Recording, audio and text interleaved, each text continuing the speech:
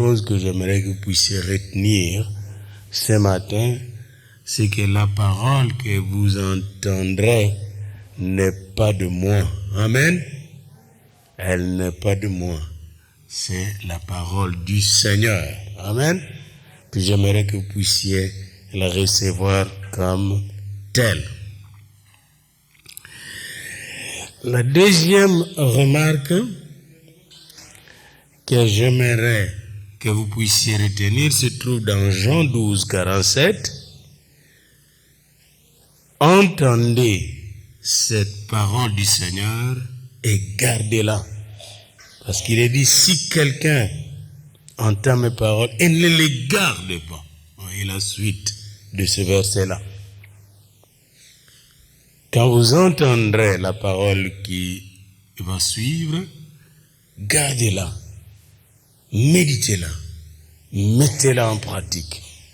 Elle va porter beaucoup de fruits. Et troisième remarque, la parole que je vous dis, ça se trouve dans Jean 6, 63, la parole que je vous annonçais, c'est toutes les paroles que je vous annonçais ce matin sont esprit et vie. Amen. Sont esprit et vie. Il y a de la vie de Dieu. Il y a l'esprit de Dieu dans ces paroles. Recevez ces paroles et vous allez recevoir l'esprit de votre Créateur, notre Papa qui nous aime. Son amour va entrer en nous. Sa joie va entrer dans nos cœurs et dans nos vies. Sa santé aussi, oui. Ses bénédictions, son intelligence et sa sagesse va entrer dans nous. Et la dernière parole que j'aimerais que vous puissiez retenir se trouve dans Matthieu 24, 35. Les paroles que nous entendrons aujourd'hui, que vous entendez dans la prédication, ne passeront jamais. Ne passeront pas. Amen. Tout va passer. Même les États-Unis que vous voyez vont passer. Le Canada va passer. Tout le pays que vous voyez, les nations là, vont passer. Haïti, Congo, Cameroun, qui a gagné hier contre la Côte d'Ivoire, qui a gagné hier contre le Japon, va passer. Le Japon aussi. Tout passera. Les constitutions de pays vont passer. Nous avons été ici dans ce pays, quand je suis arrivé, il y avait un certain Trudeau, un grand, intelligent, docteur en droit, un grand premier ministre. Il est passé. Il y a eu avant lui beaucoup d'autres comme Pearson, ils sont passés. Il y a eu des grands rois sur la terre, des empereurs comme Napoléon, ils sont passés. Quand il parlait Napoléon, tout le monde le suivait. Passé Charlemagne, ils sont passés. De Gaulle est passé. Les paroles de De Gaulle, on essaye de se battre en France pour les gaullistes. Mais c'est fini, c'est passé. Mais la parole de Dieu ne passera jamais. Amen. Vous êtes devant quelque chose de très précieux. Prions le Seigneur. Seigneur notre Dieu, merci parce que nous sommes en face de ton trône pour recevoir ta parole. Je me remets à toi, fais de ma langue comme la plume d'un habile écrivain inspiré de Dieu, afin que je ne puisse communiquer à mes frères et à mes sœurs, ici présents tes enfants, que je ne puisse leur communiquer que ta parole, qui est esprit et vie, au nom de Jésus-Christ. Et le peuple de Dieu dit, bien-aimés, aujourd'hui, je vais introduire un thème très important. Je vais terminer cet enseignement la semaine prochaine. C'est le thème du ministère du Saint-Esprit. Et la question qui nous préoccupe aujourd'hui, c'est celle-ci. Pourquoi le Père a-t-il promis de donner aux disciples de son Fils Jésus-Christ l'Esprit Saint? Et pourquoi Jésus lui-même a tant insisté là-dessus? Pourquoi la promesse du baptême du Saint-Esprit et de feu. Baptême de l'esprit et de feu. Pourquoi cette promesse est si importante pour vous et moi et même pour toute l'humanité? Et je veux plus loin. Pourquoi le Saint-Esprit est important même pour le monde? Parce que dans Genèse 1, on voit l'Esprit de Dieu qui se mouvait au-dessus du chaos. L'Esprit. Savez-vous que même le petit enfant qui est dans le sein de la mère, il respire. Il a besoin de l'air.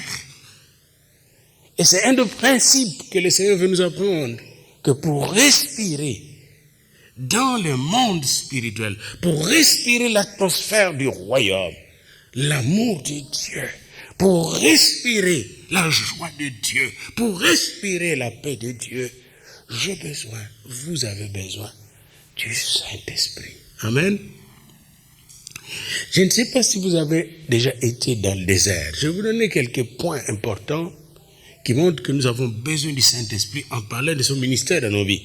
Quand vous allez dans le désert, et j'y étais un tout petit peu juste au nord du Niger, sur le chemin qui mène vers la Libye. En ce moment-là, Kadhafi avait fait une belle route. Je suis allé dans un village qu'on appelle Gessalbodi. Et la première chose que j'avais remarqué, c'était le manque d'eau. Et j'avais soif, une grande soif. Et je dis à mon chauffeur qui m'avait amené là, est-ce qu'on peut rentrer vite à l'hôtel dans la capitale Niamey? Parce que j'avais grandement soif. Et quand j'étais rentré dans mon hôtel, qui était climatisé, j'avais la fraîcheur, j'étais en paix. Puis j'ai pris une bonne partie de ma bouteille d'eau. Ça me faisait du bien. Savez-vous que l'homme que vous êtes, la femme que vous êtes, vous avez une soif qu'aucune fontaine d'eau ne peut étancher sur cette terre. Aucune. Comme quand j'étais là dans le désert, il n'y avait pas d'eau. Nous sommes dans un désert sur la terre, sur le plan spirituel.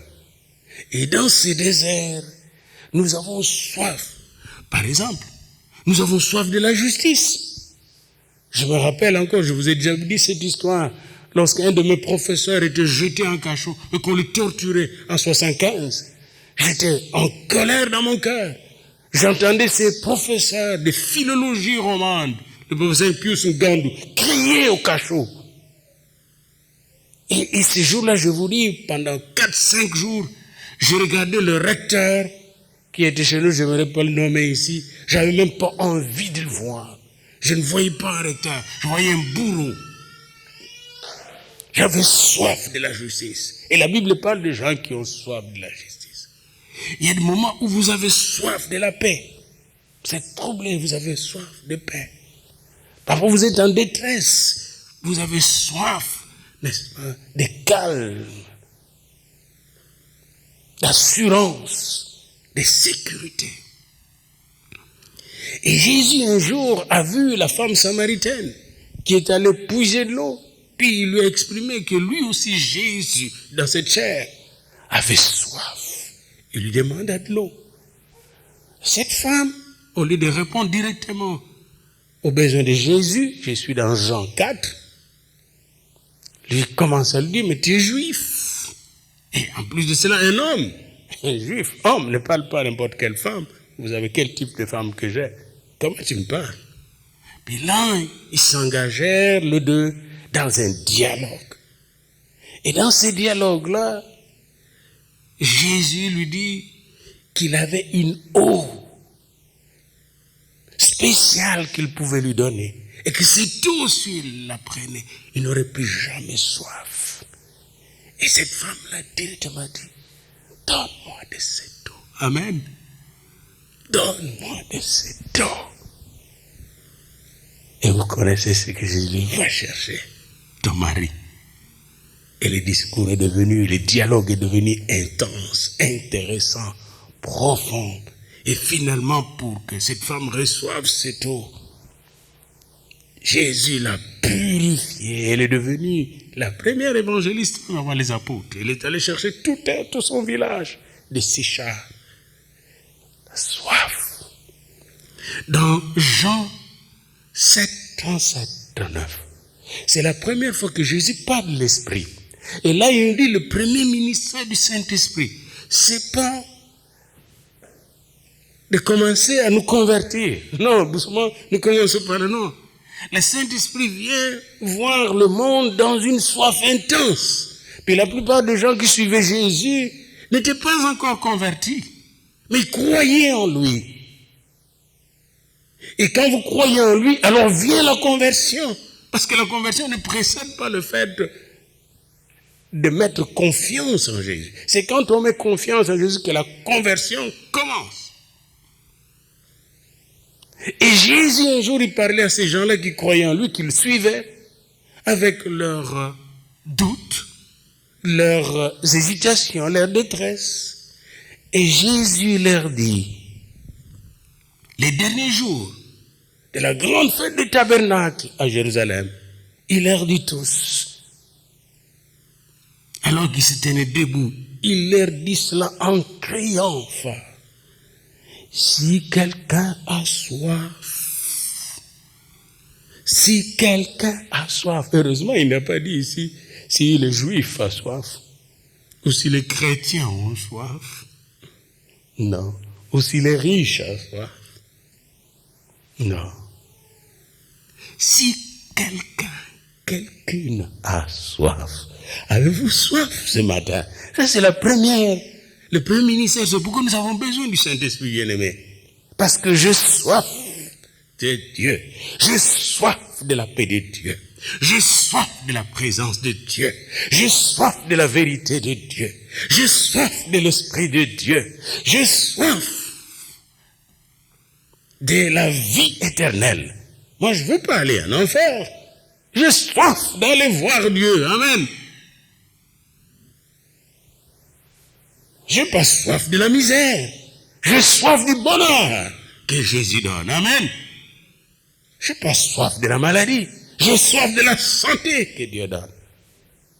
Je me rappelle toujours mon évêque quand il enterrait quelqu'un, il pleurait. Il dit, la mort n'était pas créée par Dieu. C'est venu du péché. J'ai pas soif de la mort. J'ai soif de la vie éternelle. Amen. Est-ce que vous avez la même nature de soif? Il dit, si quelqu'un a soif, qu'il vienne à moi. Amen. Et savez-vous que c'est ce que vous avez fait ce matin? Savez-vous que c'est ce que vous faites aussi en écoutant ce message au travers de l'Internet, au YouTube ou au Google? C'est la même chose. C'est la soif. Savez-vous, quand vous ouvrez votre Bible, vous dites inconsciemment, j'ai soif de toi. Quand vous priez, vous dites inconsciemment, j'ai soif de toi. Et le Seigneur est content de vous quand vous lui dites, j'ai soif. Parce que vous faites un pas de foi. Que c'est lui, si quelqu'un a soif, qu'il vienne à moi et qu'il boive. Savez-vous que vous êtes en train de boire maintenant? La première responsabilité du Saint-Esprit, c'est d'étancher la soif de tous qui souffrent dans ce désert qu'est le monde. Le monde est un désert méchant. Le monde que vous voyez. Le monde n'est pas bon. Je ne sais pas si vous avez regardé pendant toutes ces semaines-là le nombre de gens qui ont été assassinés dans le Québec, aux États-Unis, etc., en France, partout dans le monde. Le nombre de guerres qui surgissent, les tremblements de terre, les catastrophes naturelles. Oh, bien-aimés, si vous aviez le temps de regarder tout ce qui se passe dans le monde, en Afrique, partout, vous allez dire le monde est un désert méchant. Et dans ce monde, les hommes et les femmes ont soif. Amen. Ils ont soif de justice. Ils ont soif de paix. Et la Bible dit, Jésus dit, si quelqu'un a soif, qu'il vienne à moi et qu'il boive. Car celui qui croit en moi, des fleuves d'eau vive couleront de son sein. Amen. Si vous avez soif, venez à Jésus. Amen. Heureusement, il n'a pas dit, si quelqu'un a soif, qu'il aille dans l'église catholique ou dans l'église pentecôtiste ou dans l'église baptiste ou chez prédicateur Foulani, XY. Non. Il a dit, si quelqu'un a soif, qu'il vienne à qui? À moi. Je ne vous dis pas de venir à moi. L'évêque Diafoula. Non. Je vous dis d'aller à Jésus comme moi-même. Je soif, je veux sur lui. Combien de fois devons-nous aller chez lui chaque fois que nous avons soif? Amen. Chaque fois que nous avons soif.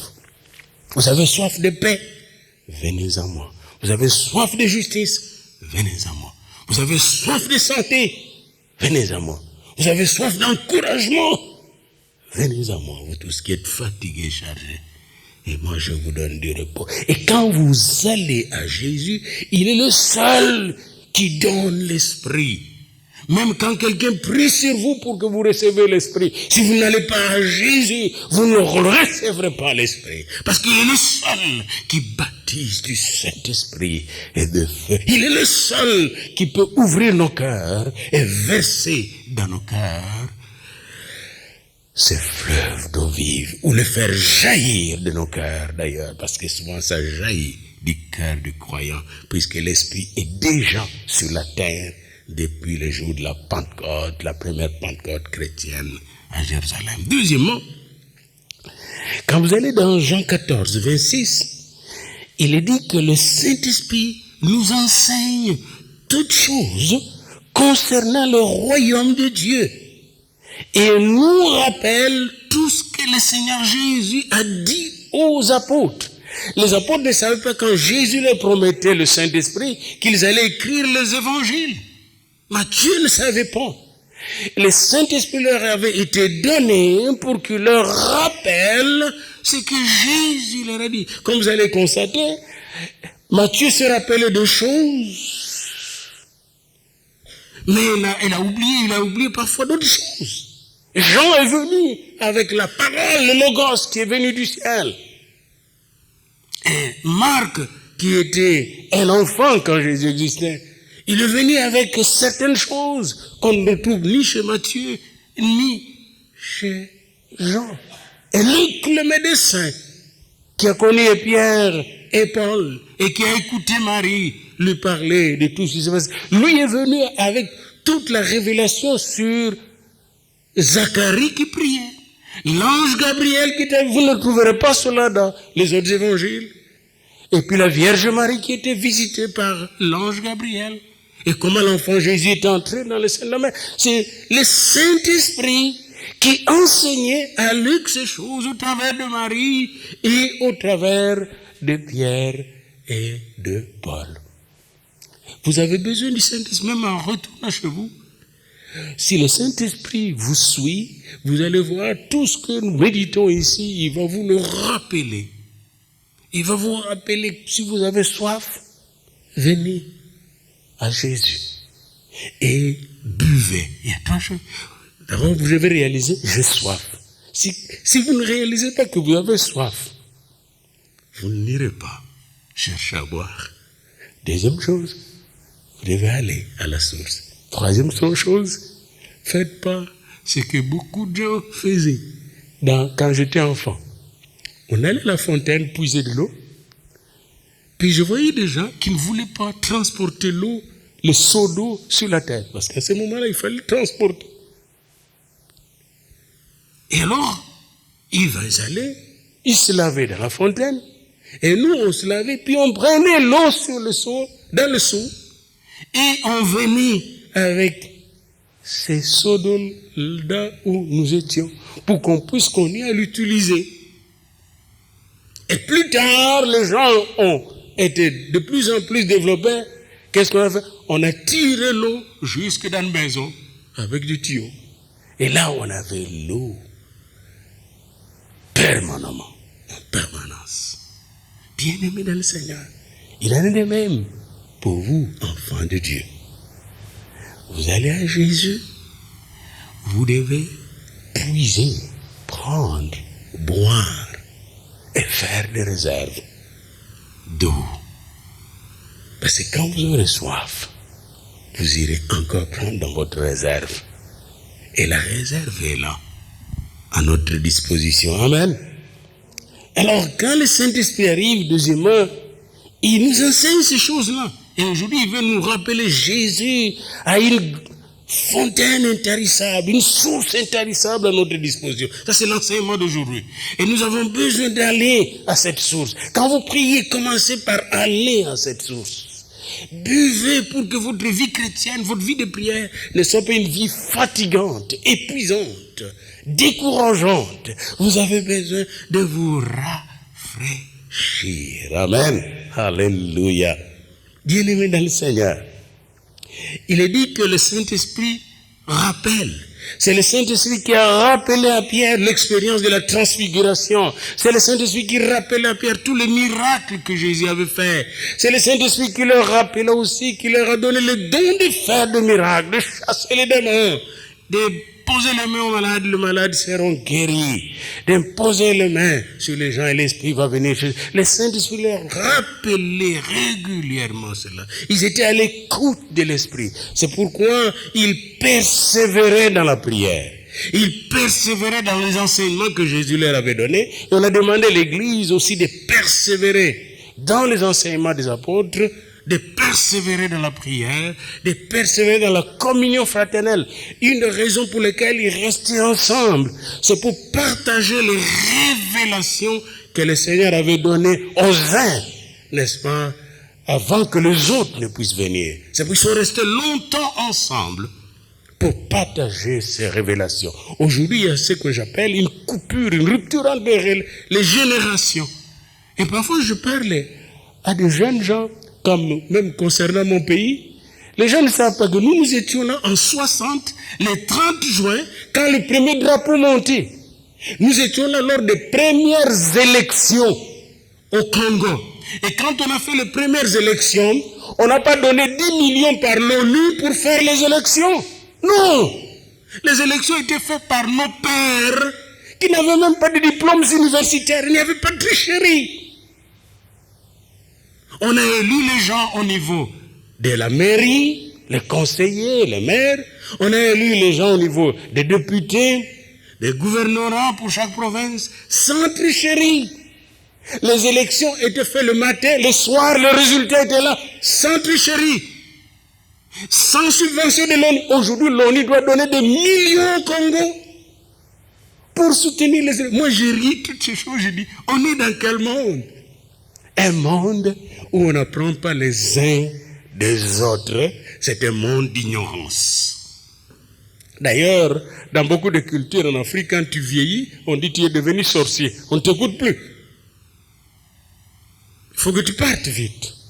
Alors qu'avec notre petit âge, on a l'expertise. Nous devons être le conseiller dans la société. Mais non.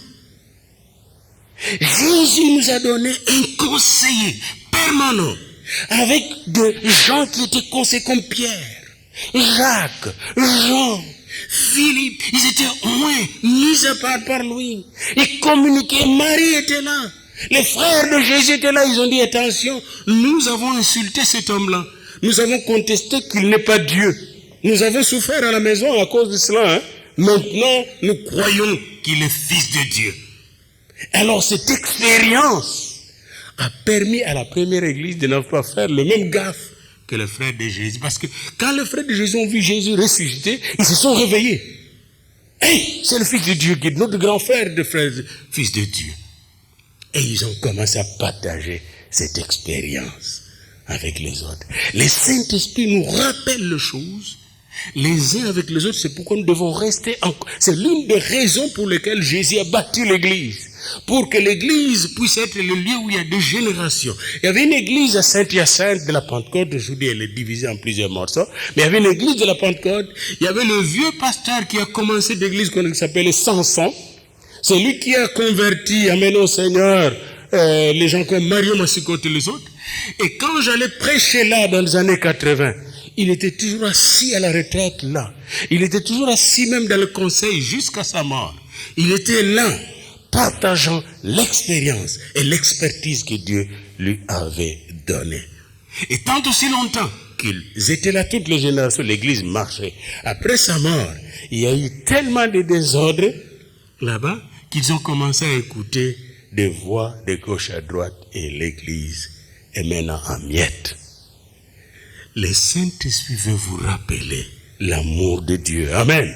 Le Saint-Esprit veut vous rappeler la vérité que Jésus a amenée. Et la Bible dit, vous connaîtrez la vérité et la vérité vous affranchira. C'est le Saint-Esprit qui me rappelle que j'étais pécheur avant d'être sauvé.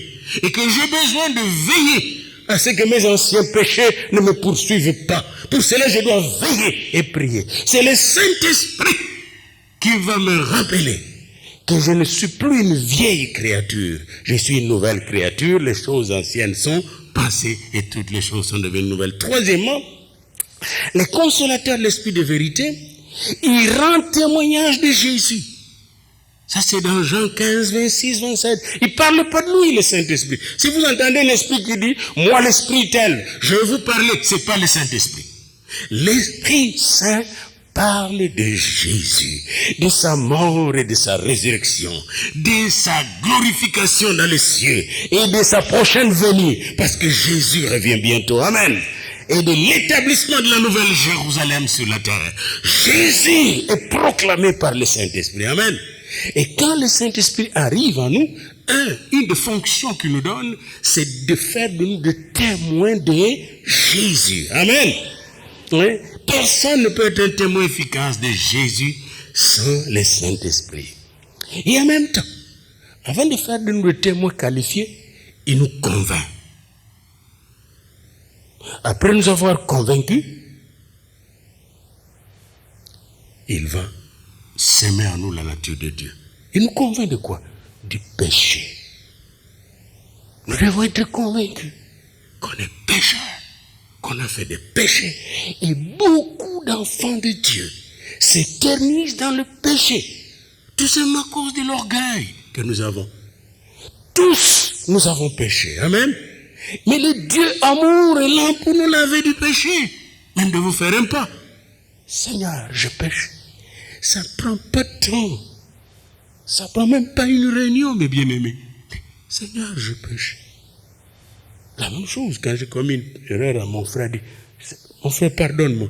Ça prend moins de temps que quand je me mets à me justifier, à me défendre avec des longs discours et des avocats. Le Saint-Esprit me convainc que je suis pécheur. Deuxièmement, il me convainc de la justice de Dieu, que Dieu seul est juste. Et si je deviens juste, c'est grâce à Dieu. Amen. Il me convainc de la justice.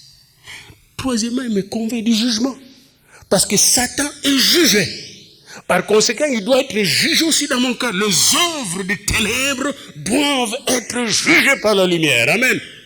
Si les œuvres des ténèbres ne sont pas jugées, je serai complice conscient ou inconscient de Satan. Le Saint-Esprit me convainc du péché, de la justice et du jugement. Savez-vous que Jésus est allé à la croix pour juger Satan? Savez-vous que le prince de ce monde était jugé avant même que Jésus n'aille à la croix? Lisez cela dans Jean 14. Il dit, le prince de ce monde est maintenant jugé. Il n'a rien à voir avec moi.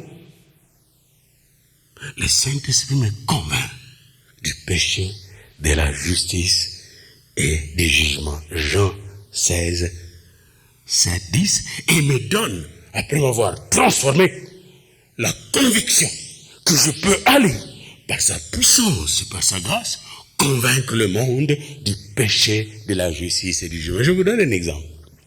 Il y avait un frère très intelligent qui était avec nous à l'université d'Ottawa en 84. Il était là, un beau jeune homme. Puis un jour, un dimanche, je ne sais pas, qu'est-ce qui est arrivé? Je l'ai invité à la maison. Nous habitions à ce moment-là sur Lise Avenue, 50 Lise Avenue. Moi, mes deux garçons et ma femme, Anne-Marie n'était pas encore là. Alors, il est venu, puis ce jour-là, il dit, vous êtes étranger ici, étudiant? Nous allons partager la parole de Dieu ensemble. Mais ces jours-là, je ne sais pas pourquoi, j'ai commencé à partager avec lui la conversion de Paul dans Acte 9. Puis pendant qu'on partageait, il s'est mis à pleurer. J'ai dit, Seigneur, moi je peux inviter ces gars pour le faire pleurer ici à la maison. Mais on va manger maintenant. Parfois il y a des choses, parfois c'est pas de notre faute. Hein. Comme je vous ai dit, c'est pas ma parole. Puis il s'est mis à pleurer. Et là, il m'arrête. Il dit, pardon, ne parlez plus, je vais vous parler. C'est moi qui dois vous parler. Il dit, quand j'ai quitté la Côte d'Ivoire, Abidjan, à telle date, j'ai maltraité ma femme. Et j'ai décidé qu'elle ne viendra jamais à Ottawa. J'ai cherché de prendre une autre femme ici. Mais maintenant, quand vous parlez de ce Paul qui maltraitait les chrétiens, j'ai réalisé que ma femme, je la maltraitais parce qu'elle était chrétienne. Moi, j'étais dans d'autres choses, dans les sciences ésotériques et tout ça. Mais et je vous avais dit quand même j'étais chrétien, mais j'étais seulement chrétien le dimanche. Mais là, je viens de réaliser que j'étais comme Saul de Tarse. Alors, il s'est mis à pleurer. Il me dit, frère, est-ce qu'on peut me pardonner par Dieu? Je lui ai fait vraiment, j'ai dit oui. La première chose que vous devez savoir, Dieu vous aime. La deuxième chose, vous êtes pécheur. Troisième chose, vous ne pouvez pas vous sauver vous-même. Quatrième chose, il y a une solution, Jésus-Christ. Cinquième chose, invitez-les dans votre vie. Et vous serez sauvé. Ses yeux ouverts, il est tombé à genoux lui-même. Et il a fait la prière du salut, il a invité Jésus. Il était baptisé du Saint-Esprit, sur place. Et les semaines qui suivent, il a mis la machine en marche. On l'a aidé. Et sa femme est venue. Et ils sont quelque part au Canada, heureux d'avoir été bénis par le Seigneur. Amen.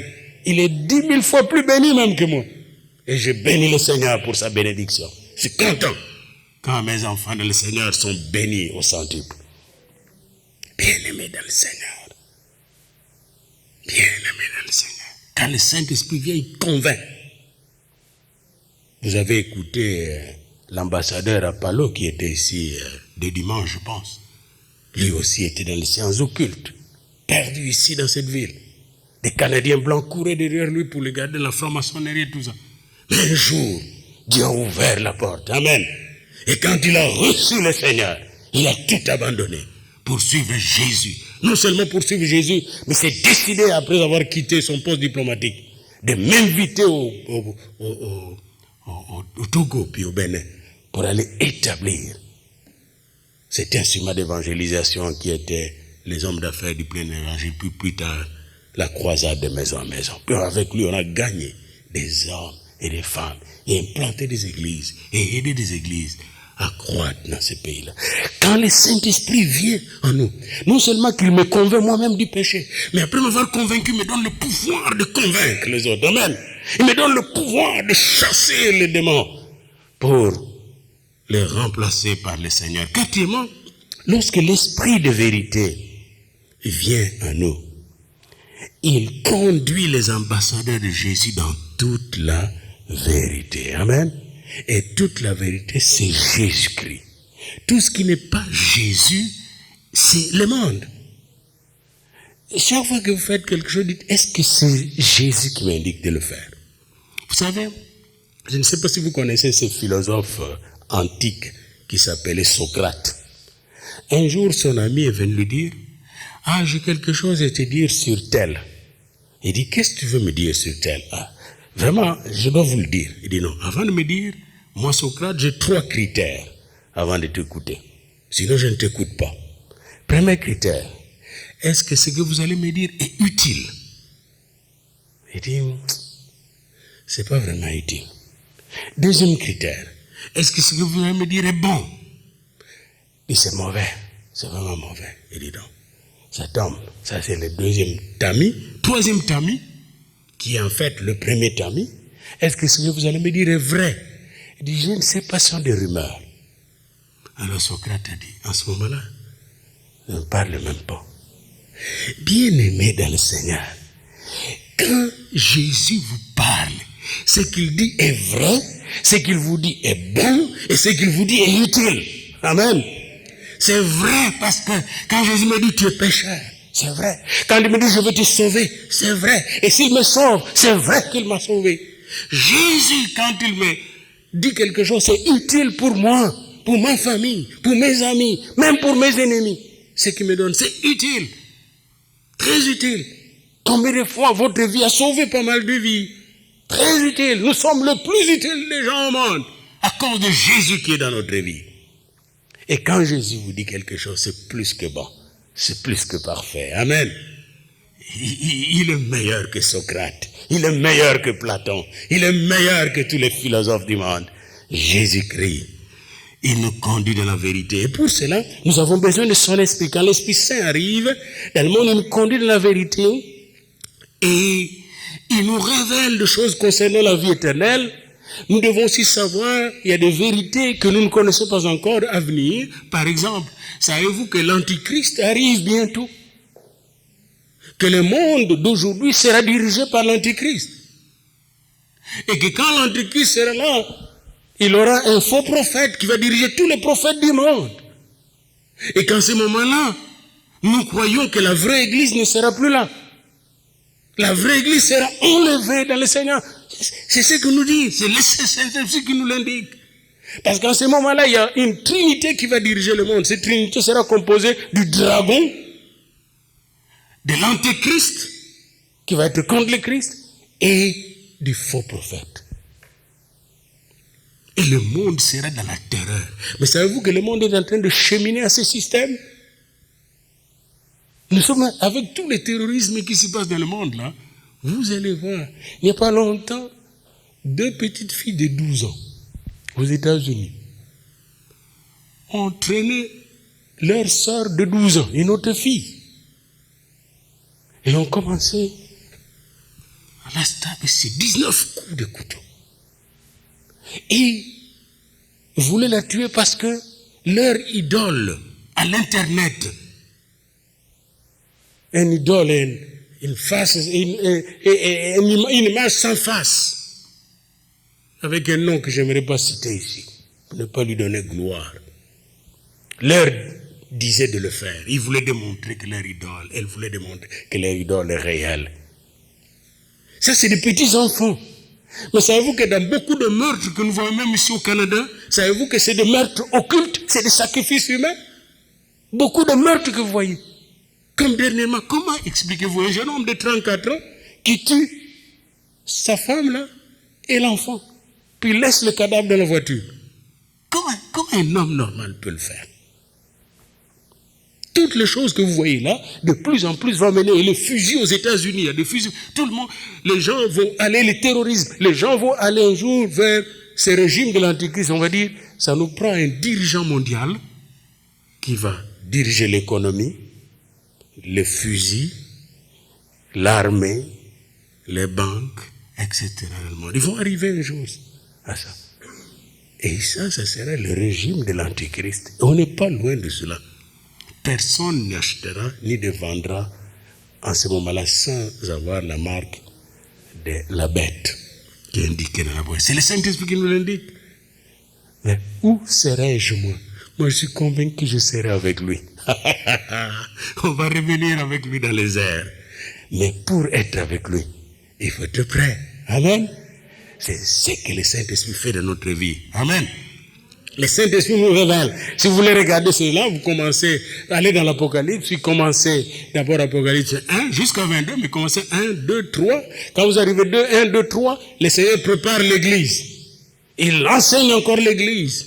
Il vient corriger l'Église. Il vient purifier l'Église. Les 7 églises représentent l'Église que nous sommes. Et beaucoup de gens pensent que l'Église des derniers temps est comme l'Église de la Odyssée, qui est une Église qui est vautrée dans la confusion et dans la chair. Cette Église a besoin de purification du Saint-Esprit. Parce que quand vous arrivez dans Apocalypse 4, on dit à l'apôtre Jean, monte ici. Et beaucoup d'enfants de Dieu pensent qu'un jour, le Seigneur va nous dire, les enfants de Dieu authentiques, montez ici, montez dans ma présence. Alléluia. Parce qu'après, le reste là, c'est les 7 sauts là. C'est la catastrophe. Merci Seigneur, parce que l'Église de Dieu, pure et sans tache, ni ride, ni quelque chose de semblable, sera enlevé avec son époux pour revenir dans la gloire, juger le monde. Amen. Et ça, c'est le Saint-Esprit qui nous conduit dans cette vérité. Cinquièmement, le Saint-Esprit glorifie Jésus en nous. Jean 16, 14. Il glorifie Jésus. Quand il est descendu sur les 120, ils se sont mis à glorifier Jésus. Bien-aimés, comment pouvez-vous glorifier Jésus 24 heures sur 24 sans l'Esprit de Dieu? Amen.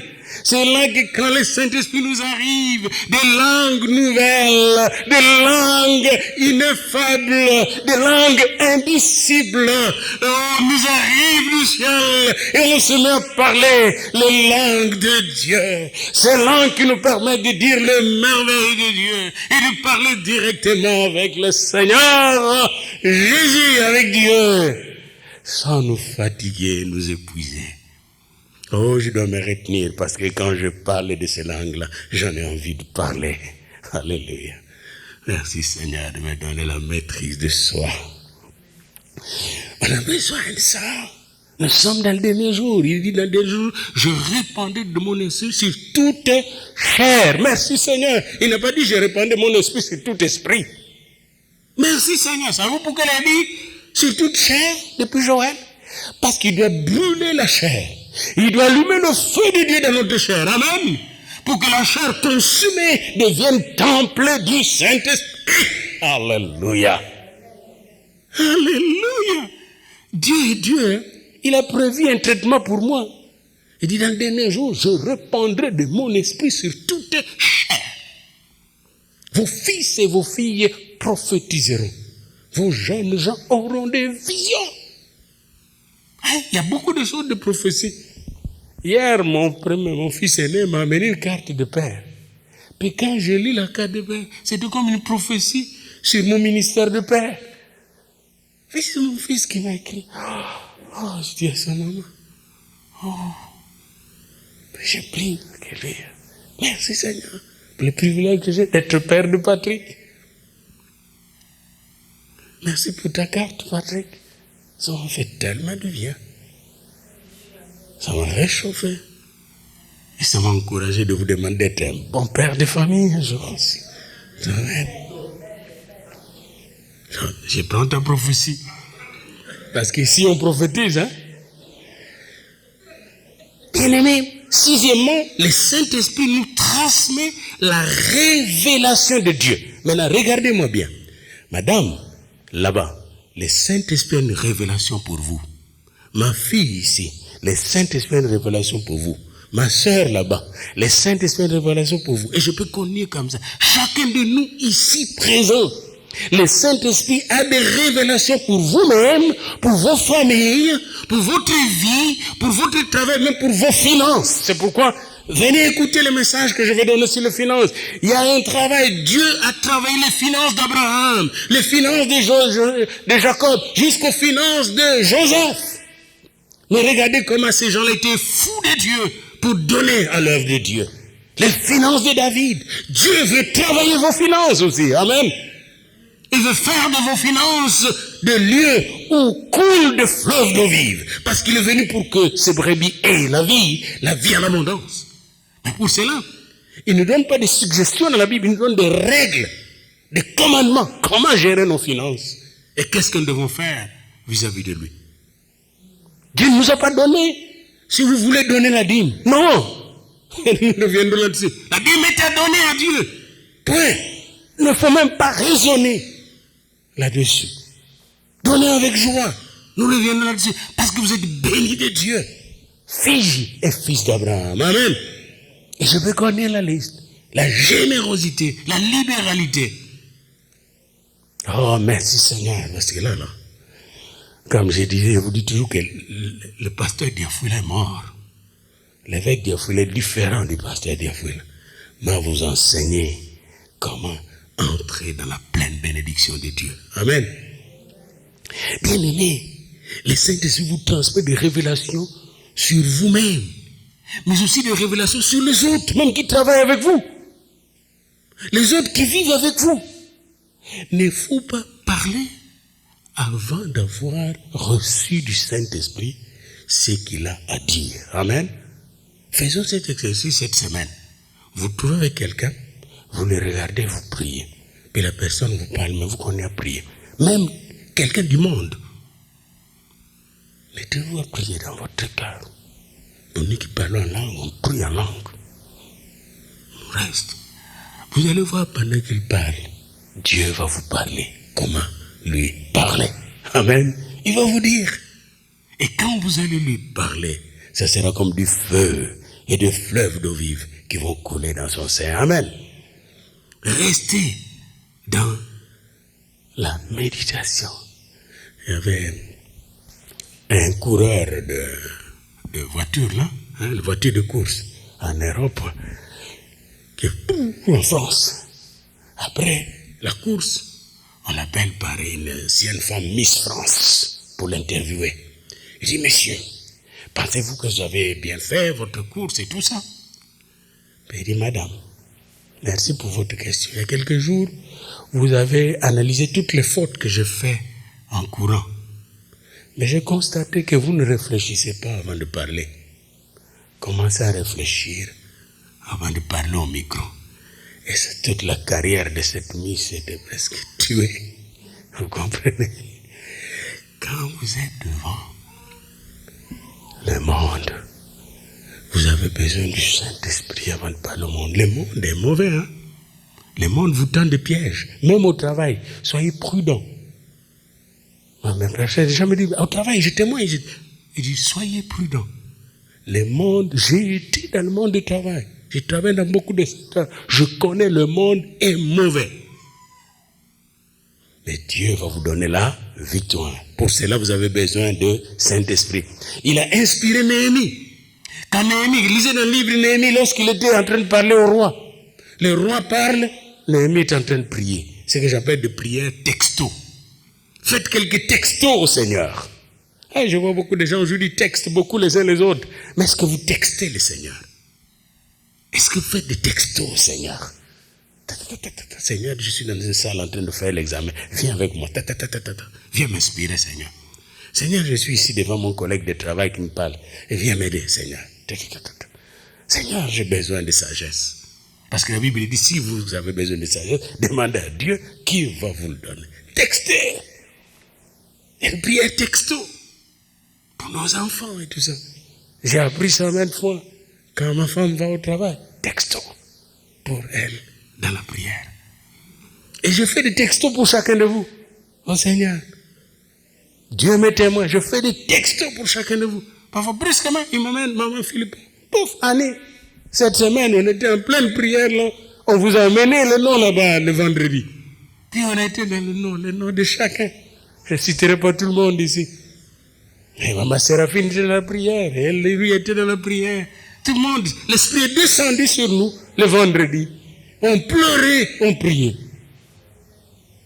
Souvent, les prières textos viennent avec des larmes parfois. Parce que texto, c'est bref. Ce n'est pas de longues prières. Ah, Seigneur. Ah, Seigneur. Parfois, tu ne dis rien, tu dis Christophe, Seigneur. Oui, Achokak, Seigneur. Ah. Et tu ne sais pas quoi dire.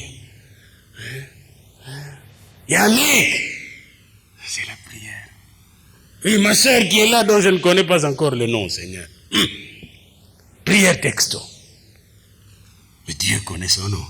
Et connaît exactement son problème et comment la bénir. Amen. Et Dieu a quelque chose pour vous de spécial. Il va vous le révéler. Septièmement, le Saint-Esprit régénère. Il nous régénère. Jean 3, 5 à 6. 2 Corinthiens 5 à 17. Bien aimé, quand vous venez au Jésus, il vous donne une nouvelle création, de nouveaux gènes. Vous devenez littéralement fils ou fille de Dieu. Par conséquent, vous recevez une nouvelle nature. Les choses anciennes sont passées. Les malédictions anciennes sont passées. Les maladies anciennes sont passées. Vous n'êtes plus sous le coup de la malédiction générationnelle de votre famille parce que vous êtes une nouvelle création de Dieu. Le Saint-Esprit. Oh, ne venez plus me parler de péché de 1958. Parce qu'en 78, quand le Saint-Esprit est venu sur moi, me changer, il m'a donné une nouvelle création. Ne me parlez même pas de péché d'hier, parce que j'ai tout confessé d'ailleurs, et le Saint-Esprit me convainc que je suis son enfant. S'il arrive maintenant, mon Seigneur Jésus, j'irai avec lui. Vous voulez rester dans le passé, vous pouvez rester dans le passé, mais vous ne changerez jamais le passé. Vous devez vivre dans le présent et l'avenir. Même Pascal l'a dit, dans le pensée de Pascal. Le philosophe chrétien Pascal a dit, Blaise Pascal, l'homme est un monstre qui aime vivre tout le temps dans le passé, alors que Dieu lui demande d'être dans le présent pour préparer son futur. L'homme est un monstre qui aime vivre toujours dans le passé, alors que Dieu lui a donné la mission de travailler dans le présent, de penser dans le présent pour son futur. Bien aimé, vous ne pouvez pas changer vos fautes d'hier, mais vous pouvez faire quelque chose de nouveau aujourd'hui. Amen. Et le Saint-Esprit vous donne la force de travailler pour aujourd'hui et demain. Amen. Hier, c'est hier. C'est passé.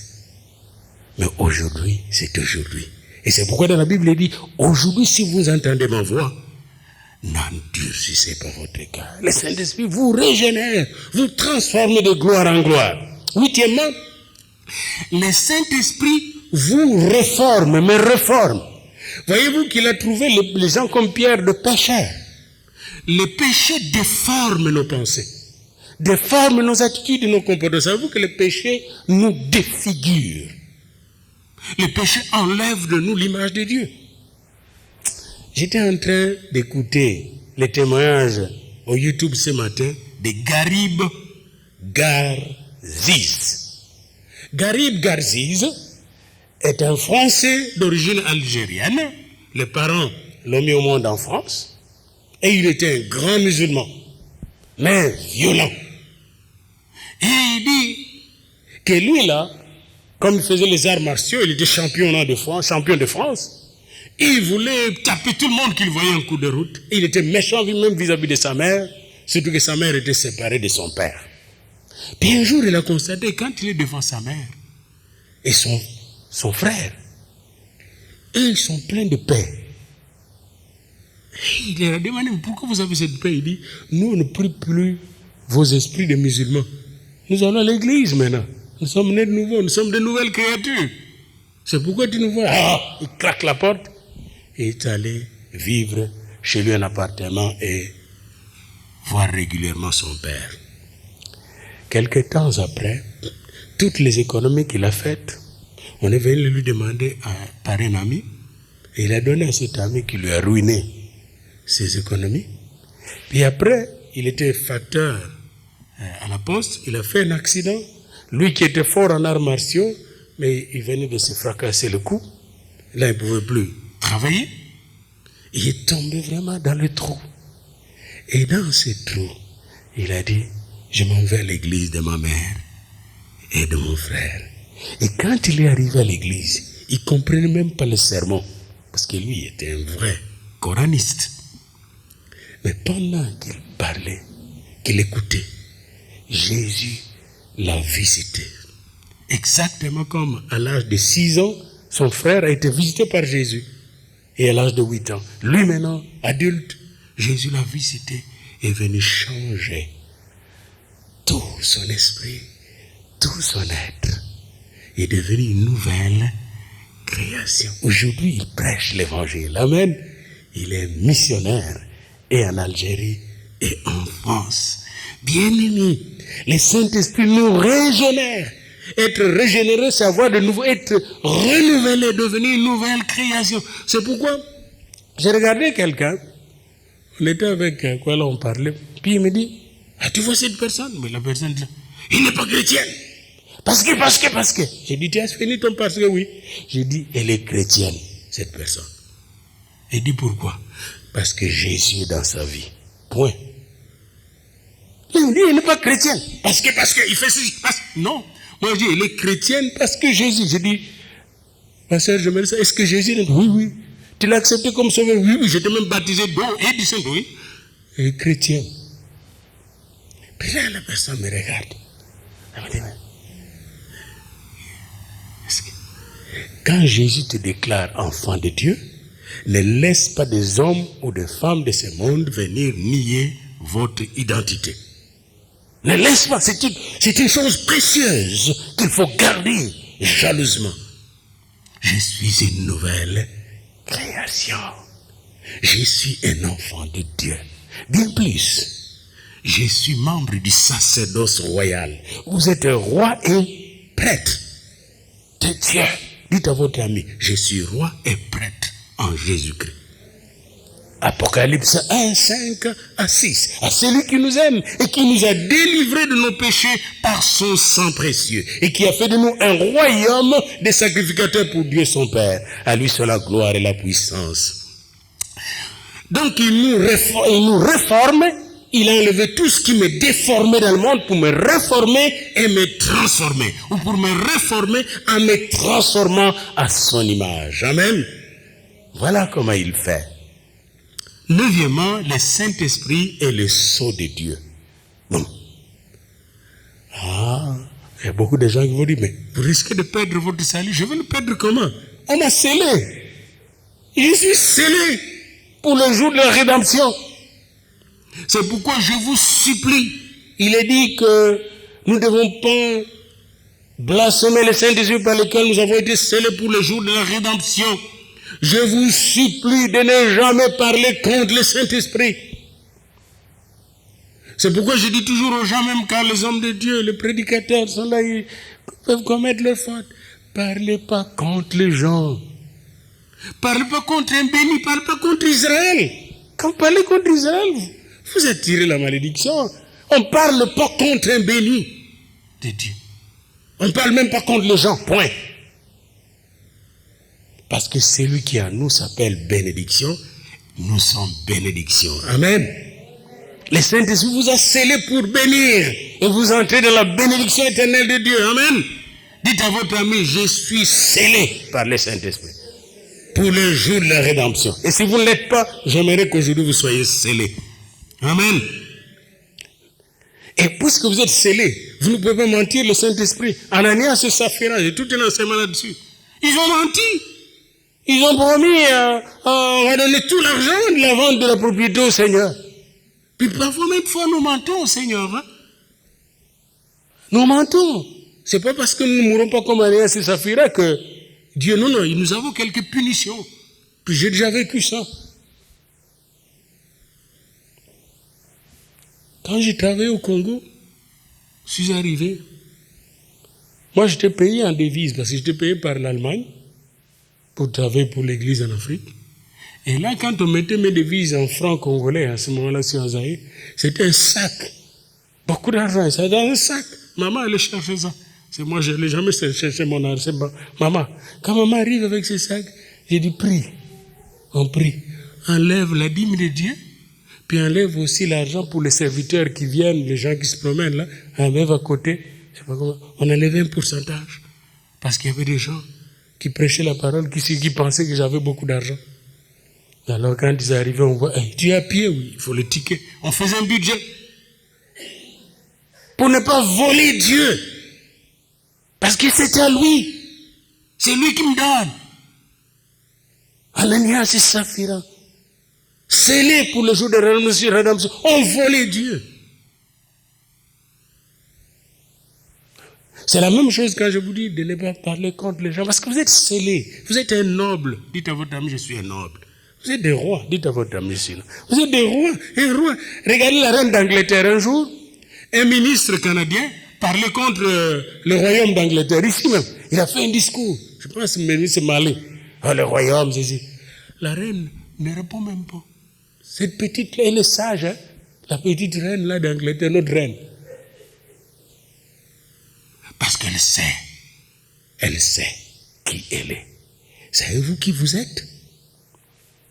Savez-vous qui vous êtes depuis que Jésus est dans votre vie? Vous êtes enfant de Dieu. Vous êtes fille de Dieu.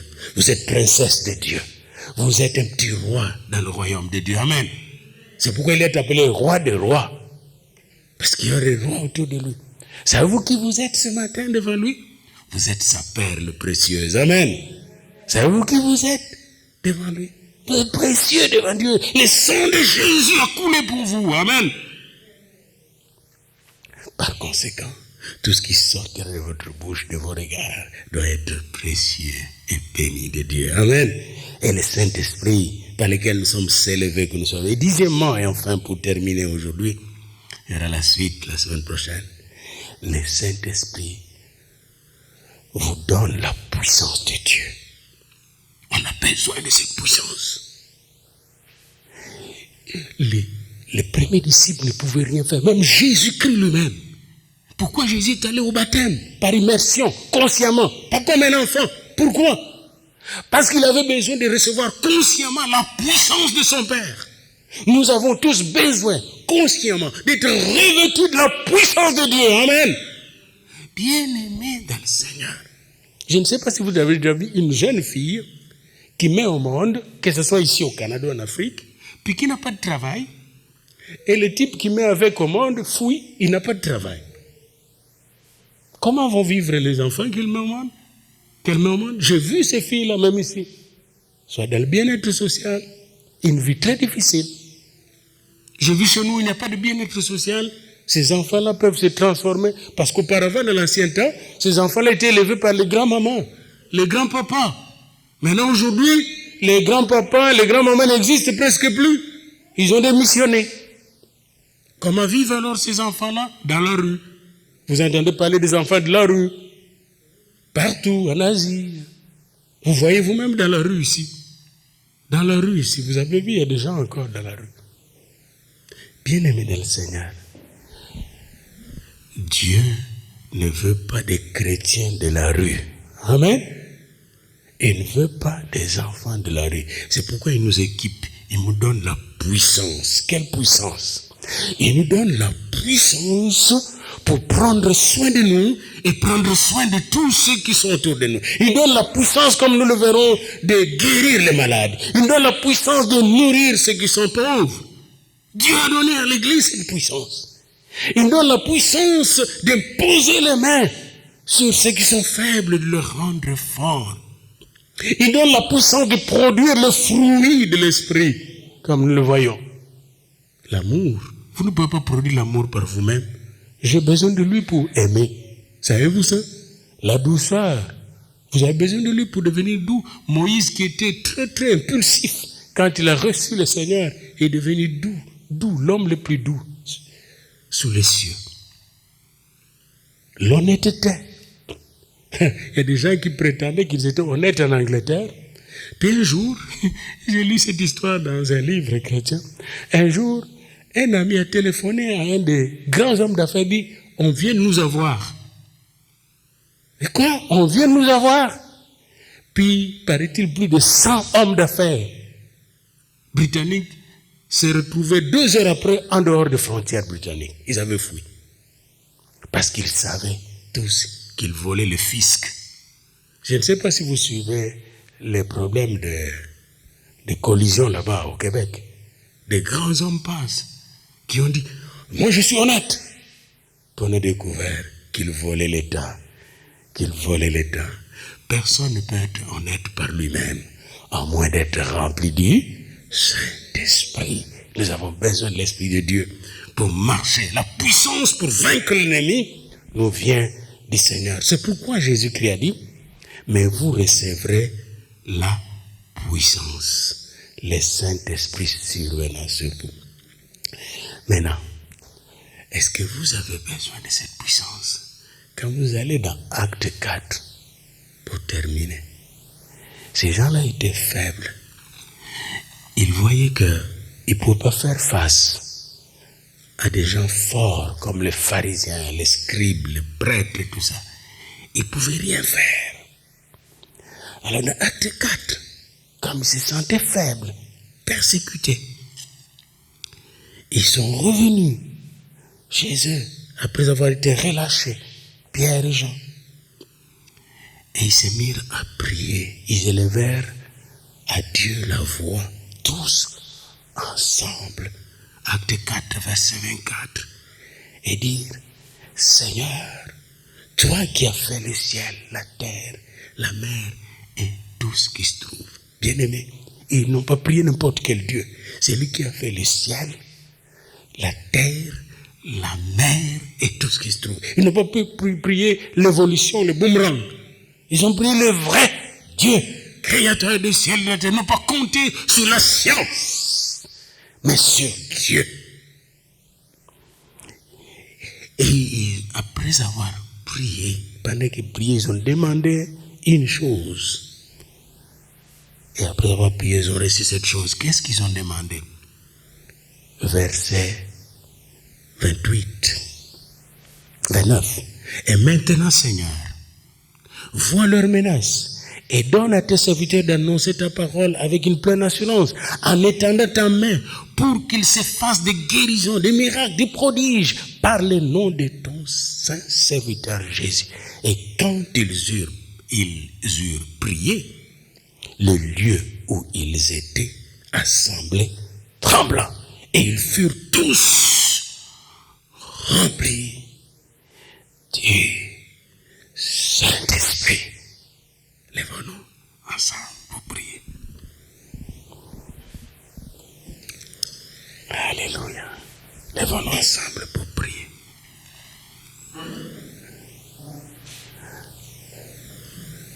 On va commencer d'abord par dire cette prière-là qu'on a chantée avec vous. Louez, louez. Gloire à Jésus. Mon péché est effacé. Amen. Et après cela, on viendra, non, non, non. Et il m'a sauvé. Et quand on va arriver, il m'a sauvé à la fin. Ouvrez vos cœurs. Laissez le Saint-Esprit descendre. Parce qu'on vous a sauvé pour être rempli en permanence du Saint-Esprit. Amen. Est-ce que vous avez suivi le plan d'action? On va commencer. Louez, louez. Gloire à Jésus. Péché, moi effacé, loué, loué, loué, loué, gloire à Jésus, gloire, péché, moi effacé, loué, loué, loué, gloire à Jésus, péché, moi effacé. Maintenant, pendant que nous sommes là, levons nos mains vers lui et confessez-lui nos péchés. Juste confessez-lui n'importe quel péché que vous avez dans la tête. Dites-lui, Seigneur, pardonne-moi, efface par ton sang précieux ces péchés, car je veux être rempli du Saint-Esprit. C'est entre vous et Dieu. Louez, louez. Gloire à Jésus, péché, oh louons, louons, gloire à Jésus, mon péché est effacé, oh louons, louons, mes frères,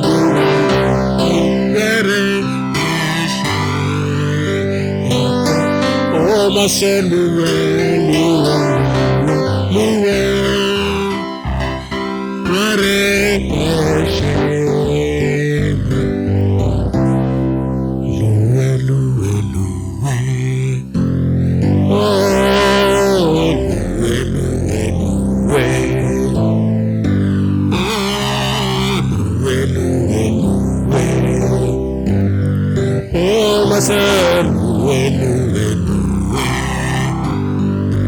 Oh mon frère, louez, louez, louez. Louez Jésus, louez, louez, louez. Le sang de Jésus, louez, louez, louez. A laver mes péchés, louez, louez, louez. Oh, louez l'Éternel, louez l'Éternel. Louez l'Éternel, louez, louez, louez, louez, louez, louez,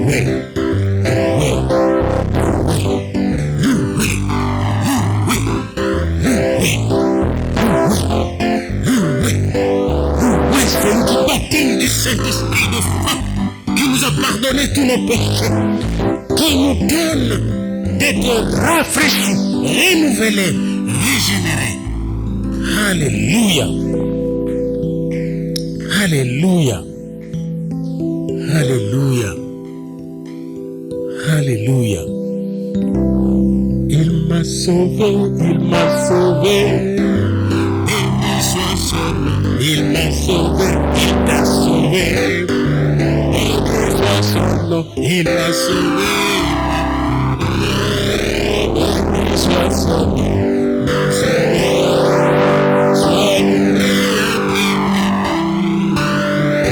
Avant de continuer, j'aimerais qu'on fasse une prière ensemble, s'il vous plaît. Seigneur Jésus, je te remercie parce que tu m'as sauvé.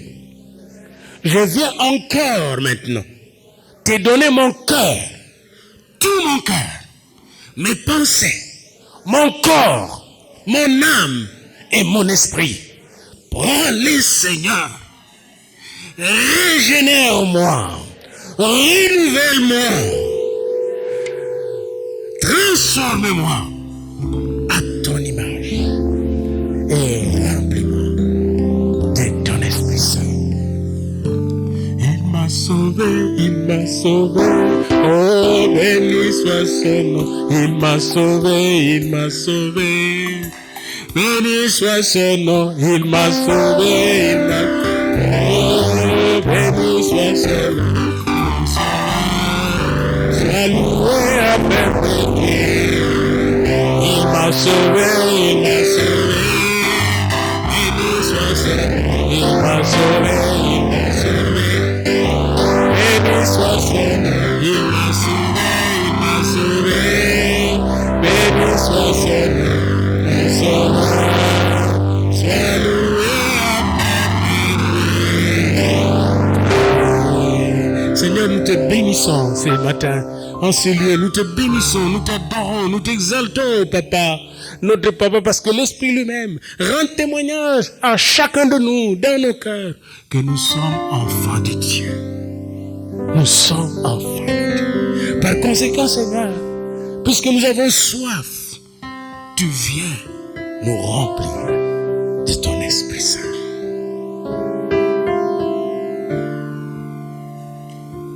J'ai soif de ta présence.